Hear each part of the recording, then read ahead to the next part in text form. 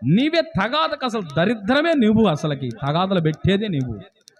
మరి నీకు ఎలా ఆరోగ్యం వస్తుంది, నీకు ఎలా దీవెన వస్తుంది, నీ కుటుంబంలో ఉన్న దరిద్రత ఎలా పోతుంది?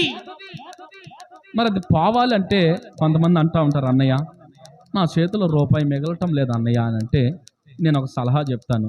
మా వాక్యం వింటున్న మీరైనా, యూట్యూబ్లో చూసేవారైనా, మా జీవితంలో మా చేతిలో ఒక్క రూపాయి మిగలటం లేదు అని అంటున్న మీకు ఒక మాట ఏంటో తెలుసా?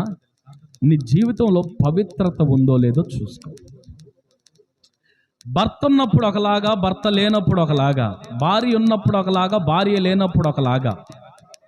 అర్థమవుతుందా? చాలామంది జీవితాల్లో అపవిత్రమైన కార్యాలు, చాటింగ్ చేస్తారు, డిలీట్ చేస్తారు, ఫోటోలు పెట్టించుకుంటారు, ఫోటోలు పెడతారు, డిలీట్